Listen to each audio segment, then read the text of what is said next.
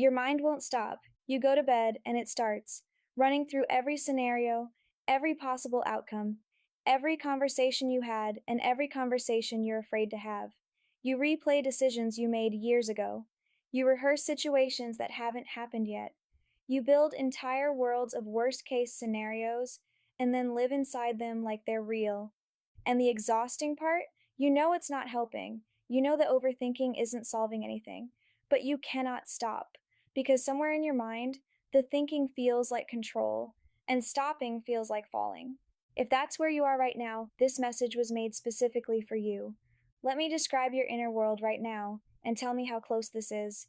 Your mind is never quiet, even in moments that should be peaceful, a meal, a conversation with someone you love, a beautiful evening. There is a background noise running constantly, a low hum of analysis, calculation, worry, and what ifs that never fully switches off. You make a decision and immediately start second guessing it. Was that the right choice? What if you picked wrong? What if there was a better option you didn't consider? And so you go back, you reconsider, you research more, you ask more people, and somehow, the more information you gather, the less certain you feel, because now there are more variables to account for, more possibilities to weigh, more ways to be wrong. The people around you think you're being careful, thoughtful, responsible, but you know the truth. This is not thoughtfulness. This is a kind of mental prison. You are trapped inside your own head, and the cell gets smaller every day. And then there's the physical toll, the tension that lives in your shoulders and your jaw, the sleep that never fully restores you because your brain is processing all night what it couldn't resolve all day, the stomach that tightens when a decision is approaching, the fatigue that comes not from doing too much, but from thinking too much. The worst part is the paralysis. You know what you want. Somewhere underneath all the noise, there is a knowing, a direction, a desire, a clear sense of what feels right.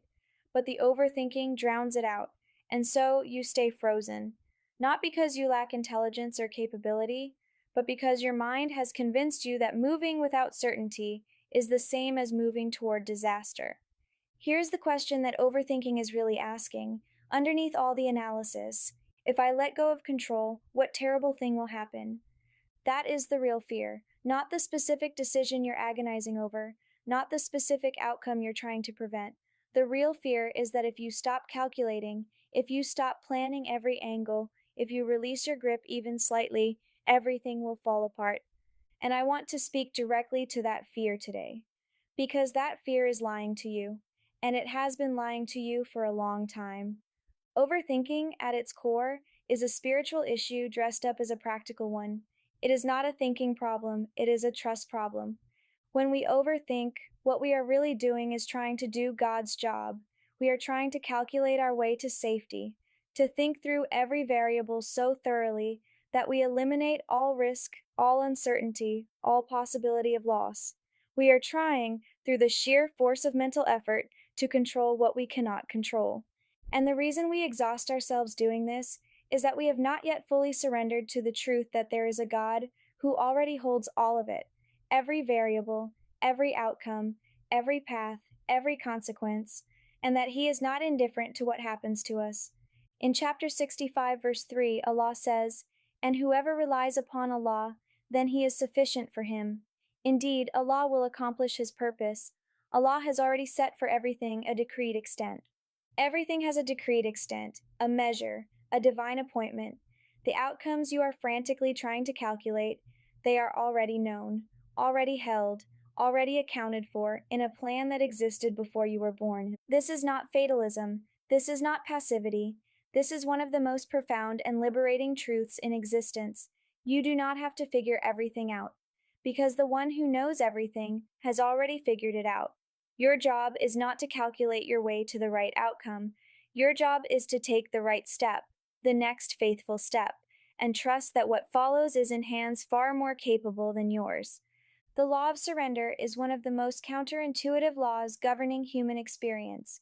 It states, the more tightly you grip an outcome, the more you repel it, and the more you release, genuinely, not performatively, the more freely life can move in the direction it was always meant to go. Think about water. Water does not overthink its path to the ocean. It does not analyze every rock and calculate the optimal route around each obstacle. It simply moves. It follows the natural pull of gravity, adapts around what it cannot move through, and always, inevitably, arrives, not because it forced its way, but because it surrendered to its own nature and the laws that govern it. You are designed the same way. You have a natural path, a God given direction, but the overthinking creates resistance, like a hand constantly pressing against the current, trying to redirect what is already going where it needs to go. In chapter 94, verse 5 and 6, Allah gives a promise so simple and so profound that it is repeated twice in two consecutive verses. For indeed, with hardship will be ease, indeed, with hardship will be ease. Not after hardship, with it. Ease exists simultaneously with difficulty, not as a reward at the end, but as a companion woven into the journey.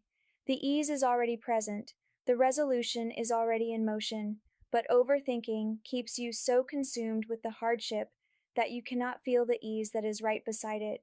Here is something else I want you to understand about the nature of your mind in this state.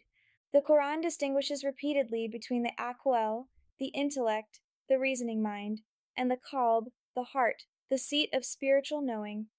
Both are gifts, both are tools, but they are not equally equipped for every task. Your intellect is a magnificent instrument for solving problems with known variables. It is built for analysis, for planning, for practical navigation. But it was never designed to hold the unknown. It was never built to carry the weight of outcomes that belong to God.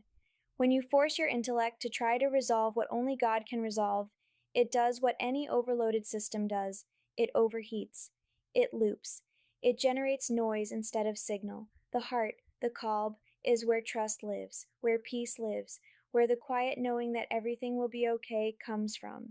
And that quiet knowing does not come from having all the answers. It comes from being deeply, genuinely connected to the one who holds them. When you are overthinking, you have unconsciously shifted your weight off the heart and onto the mind. And the mind, carrying what it was never meant to carry, is breaking under the load. The solution is not to think better, it is to trust deeper. Here are three practical shifts that will begin to quiet the overthinking and move you from a place of anxious control into genuine, grounded trust. Shift 1: separate what is yours to do from what belongs to God. This is a practice, not a one time exercise, and it will bring you more peace than almost anything else I can offer you. Take whatever you're currently overthinking, a decision, a situation, a relationship, an outcome, and draw a line down the middle of a page. On the left side, write what I can actually do. On the right side, write what only God controls. The left side is your responsibility. Take action on it. Move decisively. Do what is in your hands without hesitation. The right side is not yours, it never was. Write each item down, and then deliberately, consciously release it. You can even say out loud, "This belongs to you. I am giving it back." This is not giving up. This is precision. It is the act of putting down what was never yours to carry, so you have the energy and clarity to handle what actually is. Most overthinkers are exhausting themselves trying to control the right side of that page. They are carrying God's responsibilities alongside their own, and wondering why they're collapsing under the weight. Do your part, fully, then hand the rest over. That is the full equation of tawakkul, trust in God. Shift 2: interrupt the loop with a physical anchor. Overthinking lives almost entirely in the abstract, in language, in mental imagery, in hypothetical futures. One of the fastest ways to interrupt it is to pull yourself into the physical present, because the present moment is the one place where anxiety cannot fully exist. When you notice the loop starting, the same thoughts circling, the same fears spiraling, use a physical anchor to return to now. 5 slow, deliberate breaths, not rushed, not mechanical. 5 breaths where you pay attention to nothing except the sensation of air entering and leaving your body. That practice alone activates your parasympathetic nervous system and physically counteracts the stress response that overthinking creates. Then, and this is important, ask yourself one question: what is actually true right now? in this moment. Not what might be true tomorrow, not what was true last year. Right now, in the room you're in the life you're living, what is actually happening? Most of the time, the honest answer is right now, I am safe. Right now, I have what I need. Right now, nothing is actually falling apart. The catastrophe lives in the future your mind is constructing. It does not exist in the present moment, and returning to the present dismantles it every time. Shift 3. Make the next right move, not the perfect total plan. Overthinking is often sustained by the belief that you need to see the entire path before you can take a single step. That if you can't see how it all works out from here, you shouldn't move at all. But that is not how God designed forward movement to work. He gives you enough light for the next step, not the entire staircase, the next step. And He does this on purpose, because taking the next step is how you earn the light for the one after it. Waiting for the full map before moving means you will wait forever. Ask yourself right now, what is the one next right thing I can do today?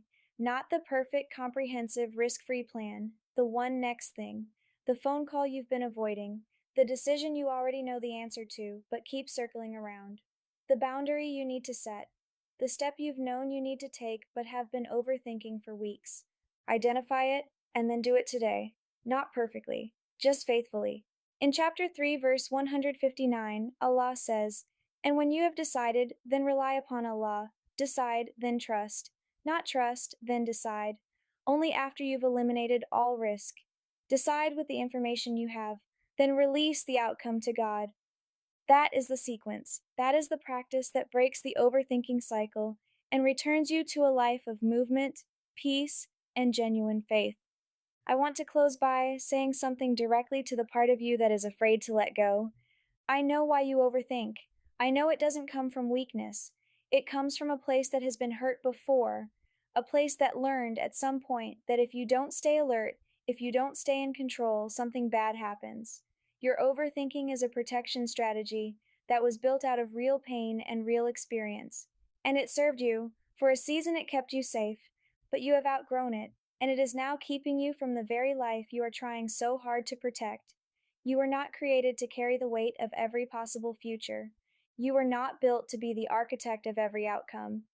You were made to be in relationship with a God who holds all of that, so that you can be present, so that you can move, so that you can live fully in the life you've been given rather than spending it in the one you're afraid of. Allah, in chapter 2, verse 286, assures you, Allah does not burden a soul beyond that it can bear.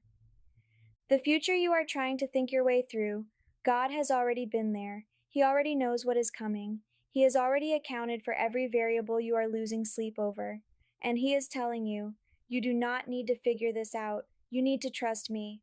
Put down the calculations, quiet the mental noise, take the next step. You were never meant to think your way to peace. You were always meant to trust your way there.